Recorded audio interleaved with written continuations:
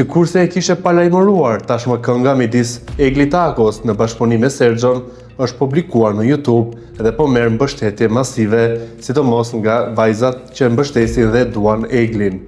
Ky është një rikthim në një kohë kur Egli kishte një lloj kishkuptimi apo një lloj menaxhimi jo të duar me Fifin, ku në bashkëpunim me të nxori një këngë solo dhe 2 në bashkëpunim. Por aq e kishte edhe Egli ka nisur një rrugtim të ri me SBS Entertainment, ku me sa duket që në bashkëpunimin e parë po rezulton të jetë i suksesshëm, pasi kënga dihet dhe e kemi parë që është një baladë e bukur, një baladë pop e cila i këndon një dashurie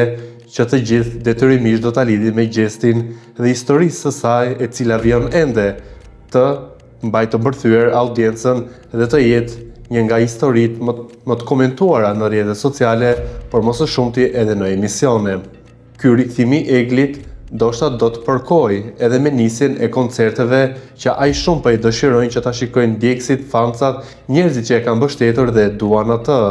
ku me sa duket ndoshta do të duhet të presim edhe pak për ta parë Eglin në koncerte, ndoshta është thjesht çështje ditësh. Nga ana tjetër, Egli nuk ka qëndruar në heshtje kohët e fundit, edhe pse është marrë me projektin Baby në bashkëpunim me Sergjon, e kemi parë që është fotografuar pikërisht në vendlindjen e gjestit në Pavlan, aty ku ka bërë photoshooting me veshje tradicionale të dimijave, ku nuk i shpëtoi as trendit Egli.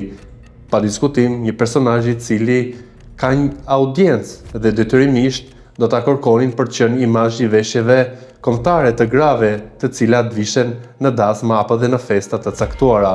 E sigurisht, ky afrimiteti i Eglit në Pavlan, ku photoshooting e bëri fare pranë banesës së gjestit në një kompleks të madh, detyrimisht fancat ndoshta kanë pritur edhe një foto të Eglit pikërisht në shtëpinë e gjestit, por kaq shumë sa po kërkohet, ndoshta nuk i bën edhe mirë që të tregojnë në lidhje me raportin e tyre.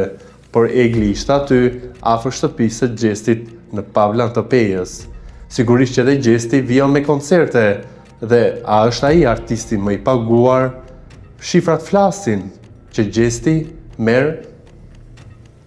shifrat që kapin këtë dorë. Sigurisht, kjo ka të bëjë me faktin që ai është personazhi më viral, më i dashur nga të gjithë, siç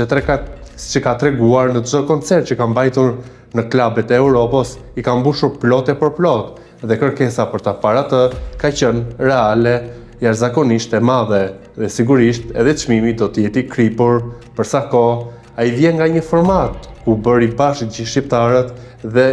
padyshim që do të ketë dhe standarde sa i përket çmimeve, që me sa duket është dhe do të jetë personazhi i verës, siç unë e kam përmendur, më i paguar në këtë sezon. Nga ana tjetër, një gjë që nuk po pëlqet dhe po komentohet nga fancat është pse kënga e gjestit Veshun Drequ është publikuar në kanalin 7 Create, një kompani ku gjesti ka këngët e tij më virale dhe këngët që ka bërë karrierë, por